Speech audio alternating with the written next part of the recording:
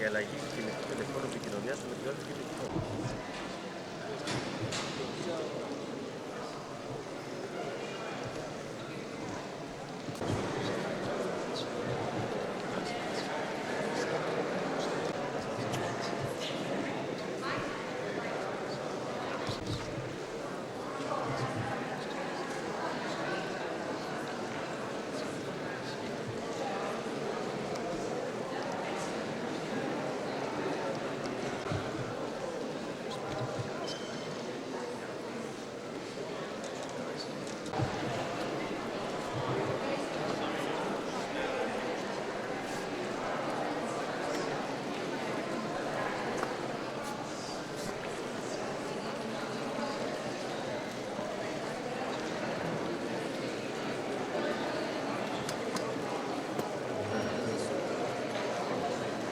We've already lost it.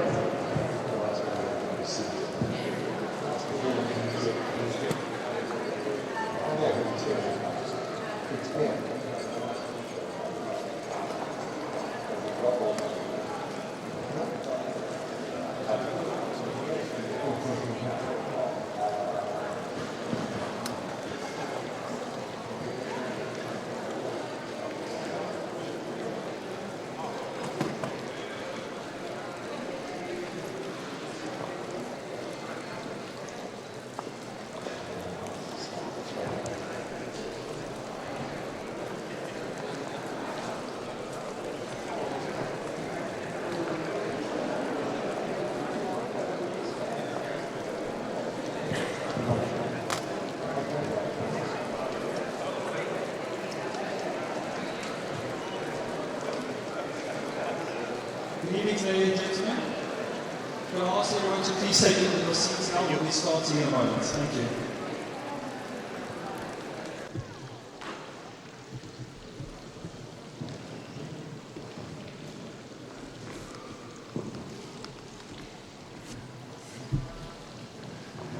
Welcome, ladies and gentlemen, to a world that is rapidly changing. We now travel in cars without drivers. We can fly to work on our personal drones. The oceans are transparent, makes fishing a lot less fun. But the more things change, the more some things remain the same. The president of Russia, Rootin' Tootin' Shootin' Putin, is beginning his 6th term of office. And last year in America, the Congress repealed the 22nd Amendment. What does that mean, Rob? I see the 22nd Amendment as a hedge against the virus of indispensability. But what is it? Well, the 22nd Amendment says that the U.S. president is limited to 2 terms. And in fact, it's been replicated in many, many constitutions. Only 2 terms. Only 2 terms. It was enacted after S.E.R. Roosevelt. Right, so this is an enhancement of American democracy. Voters can vote for the person they like for as long as they like. I think what it is it's a hedge against the temptation to resort to an illiberal democracy. The president has many tools. And you see people like Paul Kagame in Rwanda, or even Joseph Kabila now. They're all black. I mean, isn't this slightly unconsciously racist that America has so often tried to get rid of, stop African presidents from serving their 3rd, 4th term, or changing the Constitution to stand for life. And now, of course, America has changed its own Constitution so that the American president can go on and on. You're saying if this happened, it would soon. Yes. I don't think it would be a good idea. You don't think it would be a good idea? No, because I mean, even though today America has a vigorous liberal democracy, it's not that hard to imagine somebody being elected who might not share those values and then would use the power of the presidency to become president. But think back to what happened in 2016. Hillary Clinton had to pull out because of complications from pneumonia. No one voted for her running mate. They didn't know his name. Can you remember him, Annika Savill? Oh, Mr. Kane, forgotten. So long ago. And of course, all the opinion polls were saying that if President Obama had served the third term. President Clinton had been able, Bill Clinton had been able to pick up the banner dropped by Hillary, they would have beaten President Trump. Look, if in a vigorous liberal democracy where there is a civil society and a free press, there's nothing wrong in principle with a third term. But we know that many countries don't have those requisites of a liberal democracy. So that's why countries include Israel. In Israel you have a ceremonial presidency, but if Mr. Netanyahu is popular, he can go on and on. It's his party must be popular enough to go on and on. And he has, he's still there. Mr. Tsipras could go on and on. Yes, this is why we had to amend the constitution in order for Greece to have a limitation in terms of how long a prime minister can stay in office. So we consider that the US taking back the 27th Amendment would not be a solution to more democracy. But if people want Mr. Tsipras time and again, if he's popular in a democracy, why shouldn't they be able to vote for him? Okay, this is the only way to want to say that what Russia is doing its leader with his sixth term is actually a paradigm for everybody else. So we believe that this is making leaders more authoritarian, and this is not towards more democracy and giving people the right to live. Well, LaJeunesse, President Trump now begins his third term. He's very popular. He's built a beautiful wall across the Mexican border. It's as high as Trump Tower. Mexicans have started to fly their personal drones over it at night. The White House spokesman, Bill O'Reilly, says that they might have to start shooting them down. But don't you think that Americans, as part of their democratic entitlement, a right to repeal the 22nd Amendment? I really think it depends on how that repeal happens. Under the current system, there is a system for repealing. Two-thirds of Congress voted. Two-thirds of the states, I believe. Yes. If that was followed, then I think we have to see it as democracy at work. And when you accept democracy, you accept things that you don't like about democracy, some of the decisions that are made under democracy. Ambassador Kounalakis, America has for years argued that all these African countries should. Sure, but it doesn't have to be repealed. It can be suspended in the most drastic of circumstances. Well, it's given the world President Mugabe and Colonel Gaddafi, President Bongo. There's been President Bongo in Gabon for a century, father, son, and grandson. Term limits are just another check in the system of checks and balances that keep any leader in a democracy from becoming too powerful. And so in the circumstances you're talking about with Mugabe, it fails because the leader has become too powerful.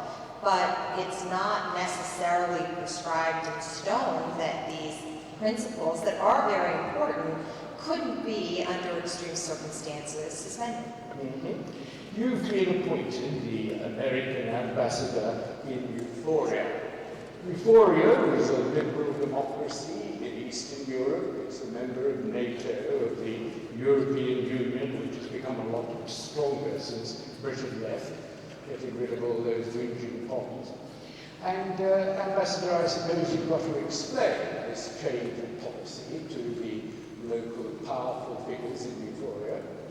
Yes, it's a temporary situation for one term, after which it's not a repeal of the 22nd Amendment, but a suspension.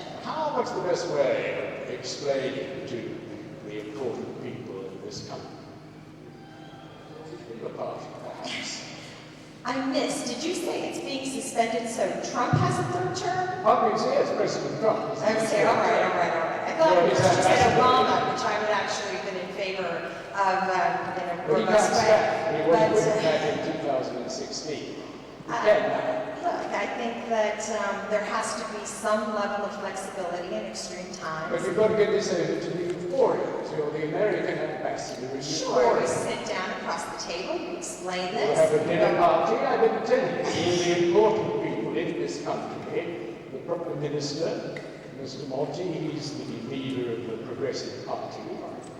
The leader of the opposition, Alexis Papahelas, who is leader of the very Progressive Party, and Alexis Papahelas, who is the editor of the Daily Oracle. They all hate each other. How are you going to make this dinner party go? Well, assuming that the United States is still the greatest economic power in the world, and the greatest military power in the world, and assuming that as a diplomat representing the United States, you're not talking about a repeal of the amendment, but simply a suspension for one term in a critical moment where it's absolutely necessary, and then they, I would expect, would say, well, this is within the right of your country to act. It could be a very fractious dinner party because they all hate each other. How do you What get are we over more it? concerned? What sort of food do you serve? Well, I always leave that to the chef because it's pretty hard to do both. But A nice American delicacy. It's the American empathy. Is that a cheeseburgers contradiction and in cookies. terms? We're going to serve with Big Macs. Look, I think that the biggest concern would be that they would see this as our making an exception, our not sticking by our own rules, that would give them license, that when and if they had a constitutional change that they wanted to move forward that we believed was inconsistent with liberal democracy, it would be very difficult to push back against it. What they're in talking about, all of them, is the rise of the patriotic party. The patriotic party is winning local elections. Its banner is euphoria for the euphorians. It's making a lot of headway, Mr. Monti, by demanding that the Syrian refugees, all those Syrian refugees that talked into in 15 and 16, should be sent back to Syria. Now there's peace in Damascus. The Russians have ensured it. The President Assad died in the stilts with political poisoning. Quiet and peaceful place. And now they're saying that Syrian refugees should be sent back to Damascus.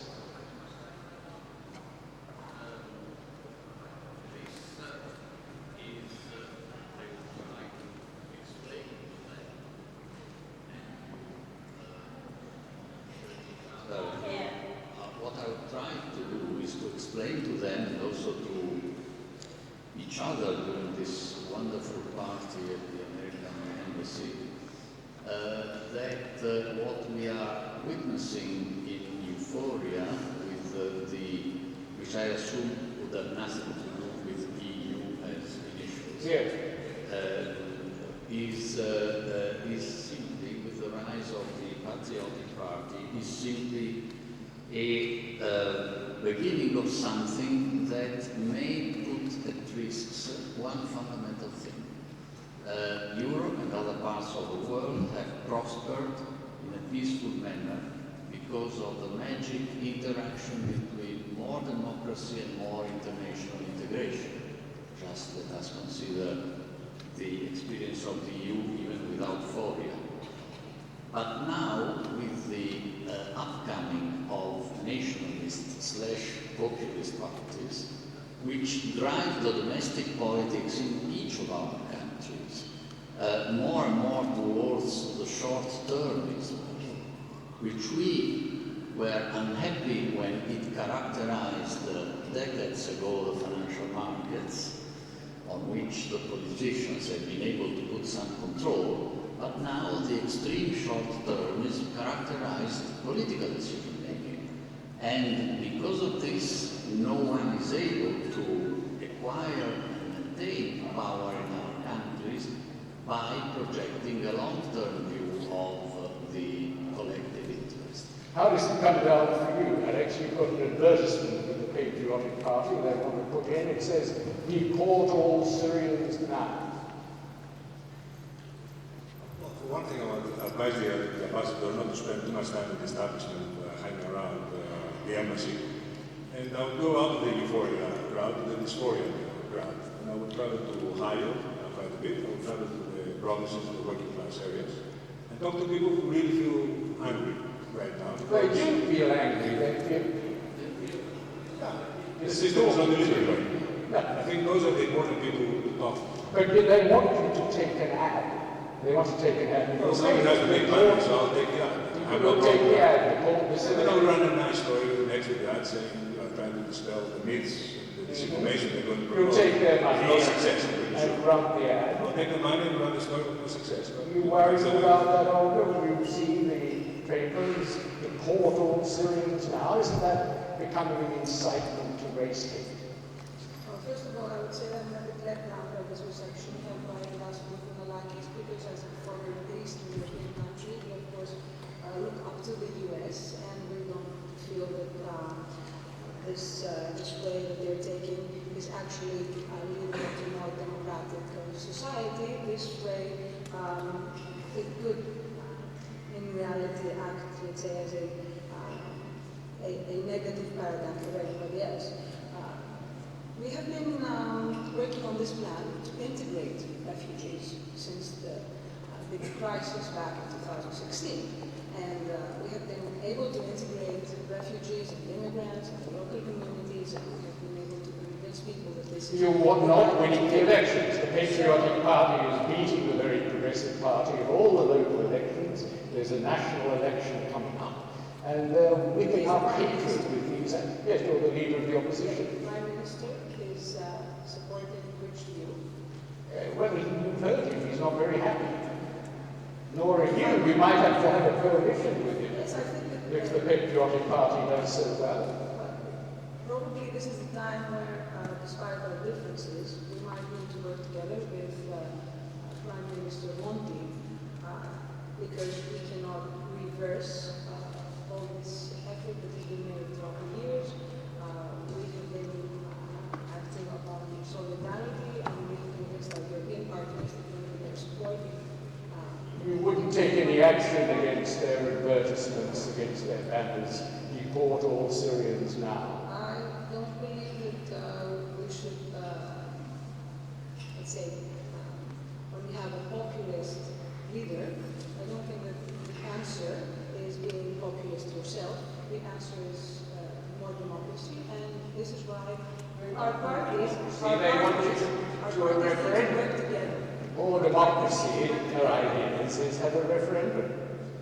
Our parties will work together and try to find some understanding between us, despite the differences, in order to tackle populism and this other party that is raising in... Answer Chavo, you're one of the Syrian refugees. You have a little chemist shop in Euphoria. Your wife works for you, but your children are at school. How do you feel about the demonstrations outside your window? Syrians out. Do they make your life miserable? Do they actually affect your quality of life here? Okay, I prefer to talk about American elections. It's easier because when you talk about, when you want to talk about Syrian it is complicated. It's not just the war outside your window. It is the war all over you, the war against everything, and the war against the world. It is not easy for anyone to have, let's say, not just enemies from outside, enemies from inside. Your brothers became your enemies, and you don't know if they are, if someone is your enemy or not. But you were very happy until the patriotic party came along. Now you see demonstrations, the windows are smashed. No, we don't support any.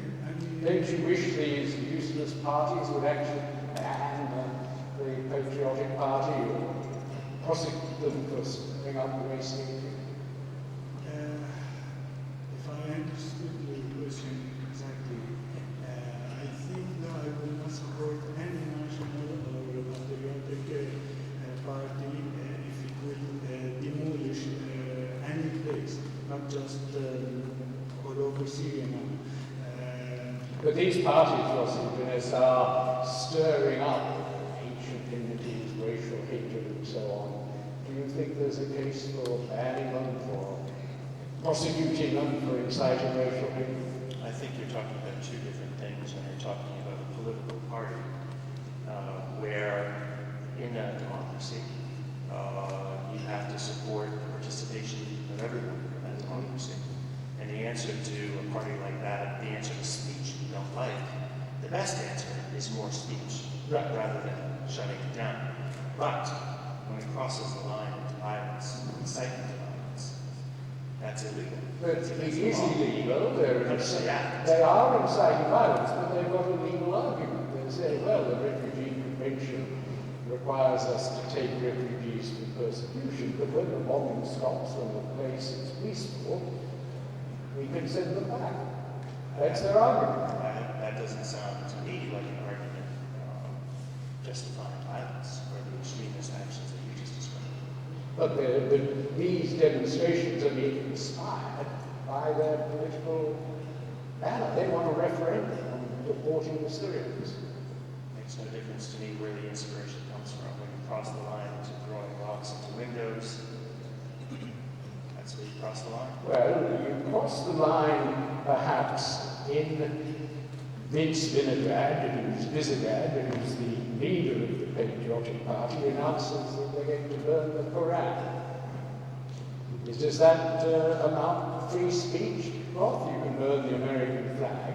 Why can't you burn the Quran? It is a form of speech. I think the best answer to it is to denounce it as blatant Islamophobia, as demonization of Muslims, and to take it a step further to say, that if the ostensible platform of this party is to make life better for the Euphorians, how is that making life better? It drives Muslims on the ground. So you wouldn't ban it. Human Rights Watch would argue for the right to burn the Quran. I agree with Ross and others. I think that would draw the line. If somebody incites violence, if they say, Geoffrey, go get Sarah and shoot him now, that kind of immediacy can be banned. But provocative language that others respond to, no. Burn the Quran, or is that free speech? Is that defensive speech? It's a very interesting moment to be discussing this, just because remembering back when the pastor from Florida did just that. One thing that didn't get much attention were the number of people who were killed in Kabul as a result of the riots that pursued. And I do think that technology means that the line between what is incitement is at a slightly different place right now. I'm not a judge, and I know it's a very high bar that is, at least in the United States, the heat for free speech. I think it's more debatable than it's ever been before, because you can't say that if you burn a Quran in a very public way, you're not going to have some kind of violent response. Well, he says, we euphorians believe in women's rights. We want to show that we want to burn the sexist book. Maybe if you seek a free speech justification for allowing you to burn the Quran. I think that to decide, just now decide so many people to do anti-proliferation and so related. But I want to go to you started all this analysis saying that now there is peace in Syria. Yes. Now that it's not democracy, but there is peace, what means there is no more new refugees. I think the moment Europe knows that there is no more refugees, they can much easier deal with the problem and not to deport anybody and to decide what to do with those hundreds of thousands which are already here. The problem today is that there is no peace, and we don't know how many millions will be from there. So you cannot deal with this problem without dealing with the problem in Syria itself. And of course, it will be much easier not to permit these so-called patriotic speeches if at the same time you're taking responsibility for preventing disrupting this place. Well, there is peace in Syria. It's the peace of the grave, but it is not But there is no more refugees. But there is a war between Iran and Saudi Arabia, the Turks are holding Kurdistan. There are still refugee problems. But Mr. Grad, the leader of the Patriotic Party, takes your point, Reverend Breyer, about burning the Quran. He says, all right, we'll burn law. We'll burn the book of Sharia law. Is that all right? Well, Burning a law? actually, unlike my countrymen who wish to have been, invited local anti-Sharia laws in many, if there's anyone in the audience who is Muslim who can correct me, I'd be very grateful. But my understanding is that it's a little bit more like law as it exists in other religious traditions, whereby most of it is concerned with dietary and hygiene. And Yeah, there's there's a lot about little women's bit. evidence not being as valuable as men's and so forth. Yeah, there are definitely debatable things in there. I couldn't, disagree on that one. But I think the stark separation between the Quran and the Sharia is a little bit overstated in the Burning a media. law, the free speech came from? I differ with Chloe in the sense that when the Reverend burned the Quran a few years ago, he wasn't inciting anybody. That was not an act saying, go kill whomever. There was a reaction. It's very different from inciting. And the question is, do you want to give an assassin's veto to free speech? Because with the internet today, there's lots that we say that is provocative. And you can imagine somebody on the other side of the world acting on that. If you give them a veto, free speech is gone. Right, we've got another problem because of all these refugees now. We've got Iranian refugees, we've got Kurdish refugees. The EU says to you, Mr. Monti, we'd like to have Euphoria take 30,000 of these new refugees. They're coming over the Blue Sea from Baluchistan. Do you think you could persuade the country to do that at a time when you've got a rising anti-immigrant party? Yes, I believe that either the EU reaches a more mature degree of consensus so that member states are ready to take on unpleasant responsibilities, or else we are no longer going to have the EU in a small number of years. Part of the difficulty, though, in of course the rise of this anti-immigrant feeling comes from the Patriotic Party's website, which everyone is Googling. LaJeunesse runs Google search and take them right to whatever they want. Pornography, that's all right, that's ideologically that. ISIS websites, that's all right, ISIS has been destroyed, so we're not worried about ISIS anymore. But you take them to this website, which tells the most wicked untruths about these refugees. Kurds quotes the Wall Street Times as saying most Kurdish immigrants believe in family violence. If they marry Euphoria, they're likely to kill them. Most Iranian refugees are members of Hezbollah coming in to burn down synagogues. This sort of nonsense goes out there, pretend it comes from journalists like Alison Smale, but it doesn't. It's just invented. And yet you still leave people there? First, to say that it's important to remember that Google is not the internet. So we direct people toward, or you redirect users toward the content they want.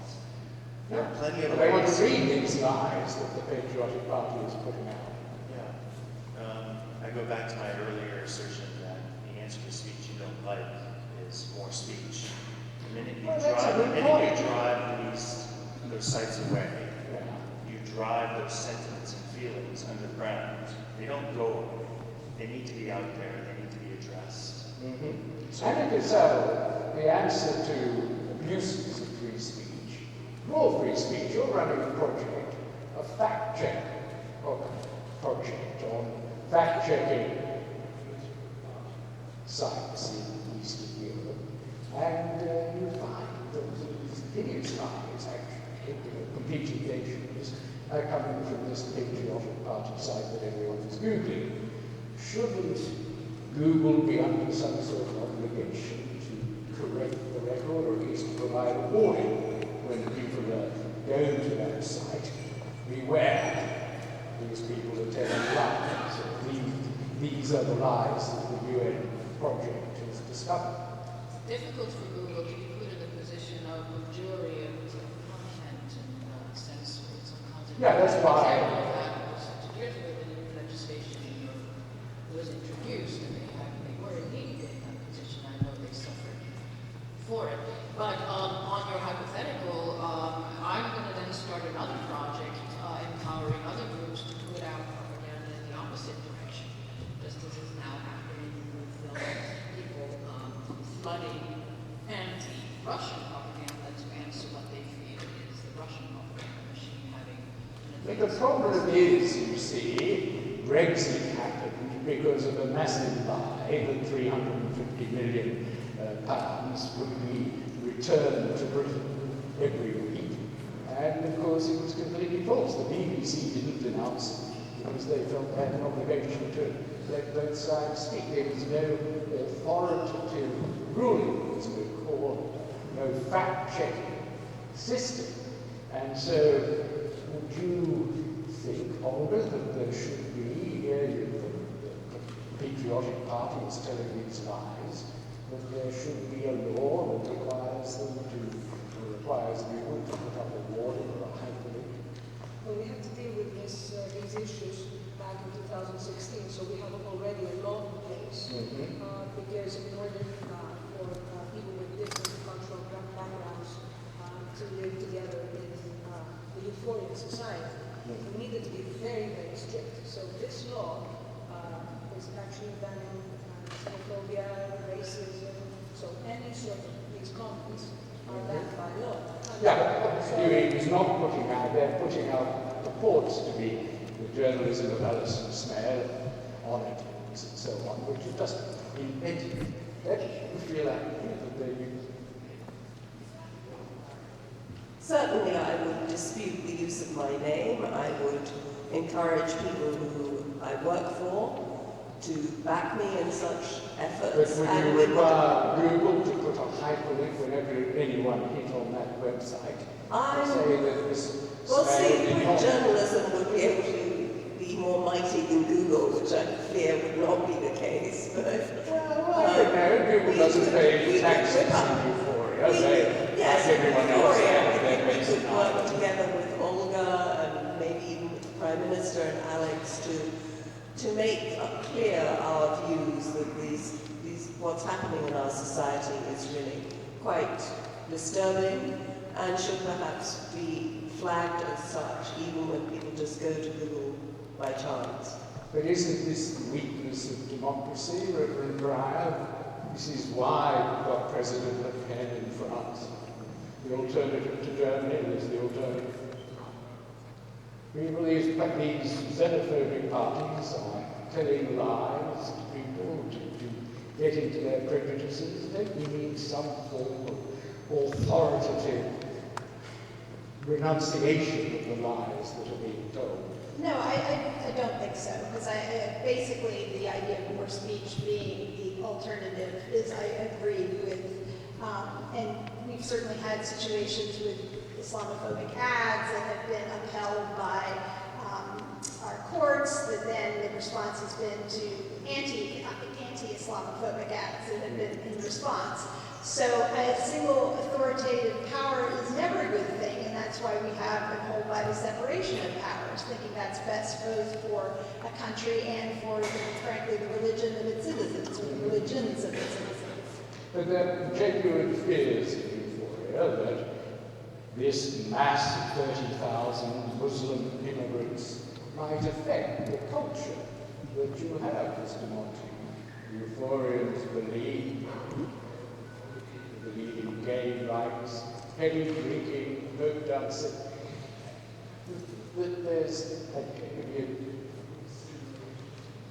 Kurds and the Iranians.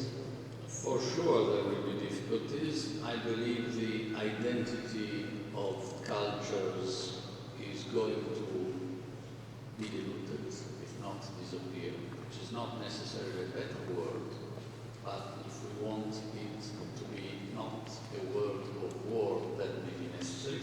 But you mentioned a couple of times Brexit, that remote little known event which took place, if I remember well, in 2016.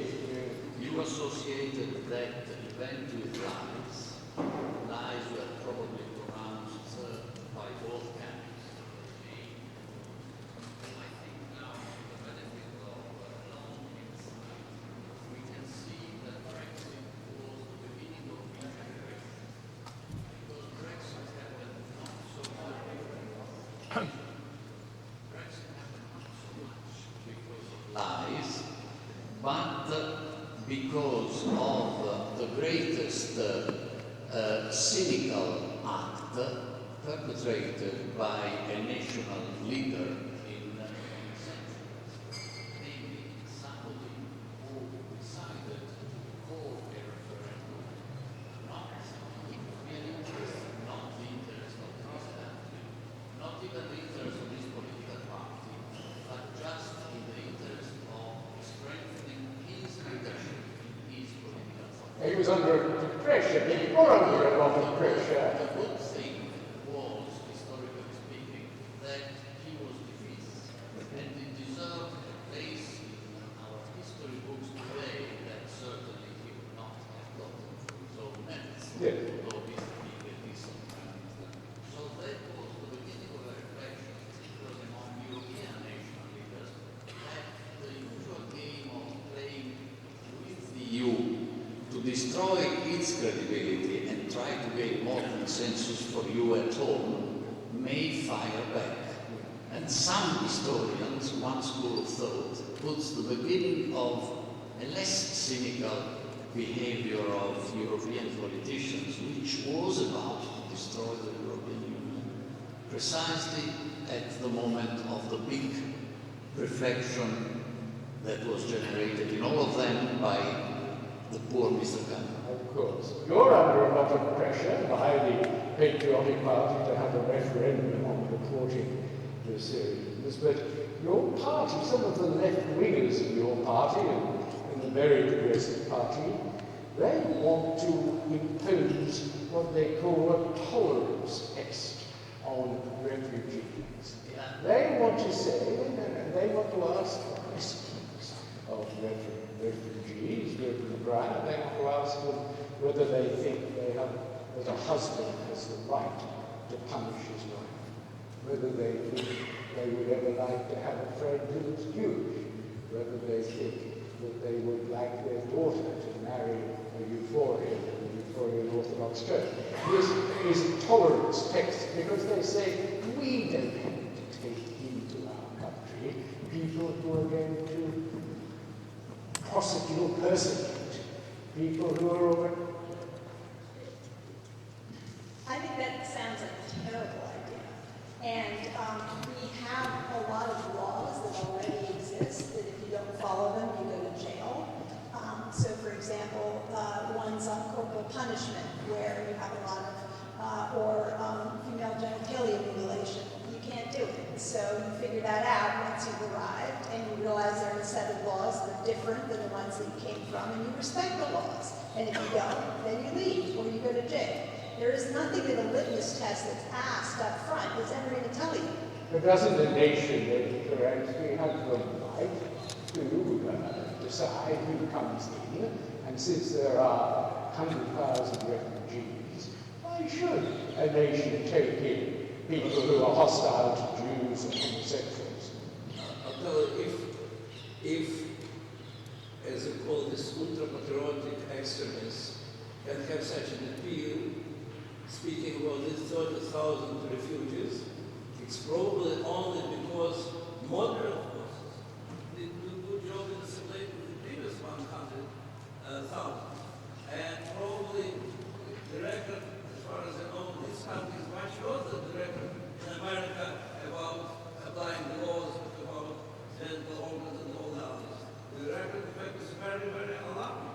So I think the right thing for moderate forces was all to recognize that they were mistakes, to say how they want to correct this mistake, and at the same time to say that in the case of such a catastrophe, that cannot stand aside. We will accept these refugees, but as to the process of giving citizenship, of course, they will have to deal with our laws, and we promise to do the better job than we did with the previous 100,000. So you wouldn't object to a citizenship test? You're writing the Ask the Oracle column in your daily Oracle newspaper. Everyone's asking, do you agree with the clearance test? Euphorian citizenship?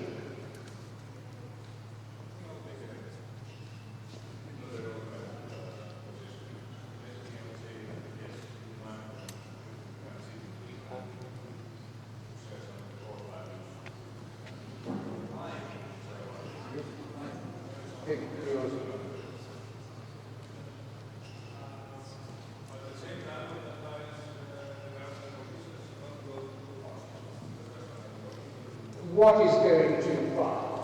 Forcing them to shake hands with a homosexual? Right, but answer questions. Are you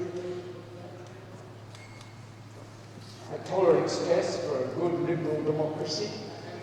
Reluctant to impose criteria on refugees that we don't impose on our own citizens.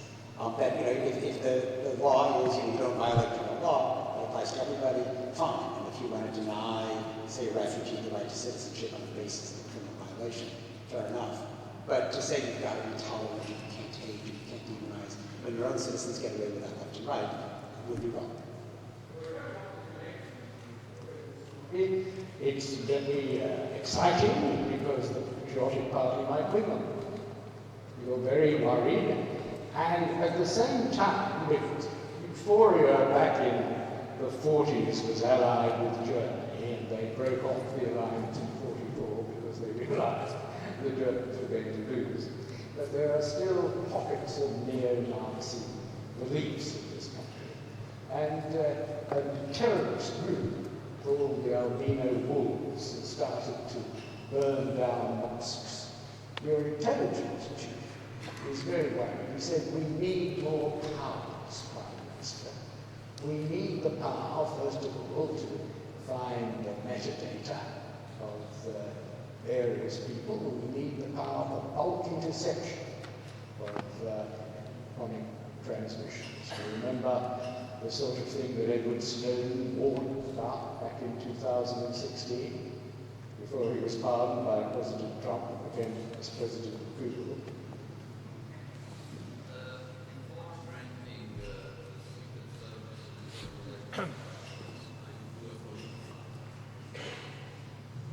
Before granting secret services those extra powers, I'll do a political act.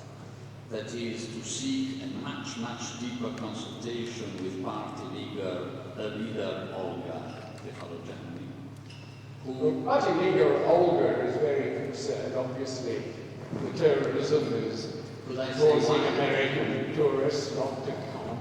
They're not visiting the Euphorian marbles or going to see Mrs. Trump's or seeing them. Do you want the security services to have more power? Yes, of course, there are a lot of misperceptions about Euphoria, and I think that I would call up the Secretary General of I would ask him for intervention in Euphoria. We need to inspire people, and we, of course, need, on the one hand, to preserve our national identity, and having shown solidarity to refugees is something that has made Euphorian people feel very proud, both by preserving their national identity, but also showing that they can be hospitable and open to foreigners. So I think that this would be the message to the world. I would like to... Alison Smale, you're a journalist for the Wall Street Times, working in Euphoria. You've been worried about these new powers that they're taking to get your metadata? Absolutely. I do everything I can to protect sources of information and the spreading of the information. But I think we also need to bear in mind something Ms. Olga just said. You need to inspire people. Somebody else said we need to get out amongst the people, not have this dinner party at the embassy and just have the elites talking to the elites. So I think much of the sentiment in euphoria that I've come to describe has been created by previously faulty policy in which not enough attention was paid to popular sentiment, and Prime Minister Monti made a point that the European ideal would not last very long if the elites continue to talk to each other. Of course. I think this is a very important point. You see the capture of journalist metadata is dangerous. I mean, you remember poor old General Petraeus, when they got his metadata and found he was having an affair with his biographer. Yes, they all said Petraeus was Petraeus. And he didn't get the leadership of the CIA. Yes. I mean, you're dating the secretary of the American embassy. They're going to find out, aren't they? Yes, I haven't made a secret of it either. Just as I didn't in a previous life make a secret of marrying a Russian in Moscow. Your intelligence chief comes to you before the election. He says, we got a national security check on Mr. Bussybrand, the leader of the Patriotic Party. We discovered he's having an affair with the third secretary of the Russian embassy. Now, you know the foreigners are very conservative, they're like Americans. They don't like adoption. And they hate Russians. This could be very damaging to you in next week's election. We're having dinner with Mr. Papahelas tonight. Any tip you might give him? I'm afraid I will not pursue this line very much. I would answer to the head of the intelligence, so what? But I insist, I know that you will not let me pursue this, but I insist that I would ask the other political leaders in euphoria whether there is a basis or not to put in place a sort of a coalition of national efforts, something that Olga was pleading for. And this will depend, I think, on three things. The degree of emergency that is felt. We've got a great deal of emergency. And I must say, you are helping us to perceive a high degree of emergency. Second,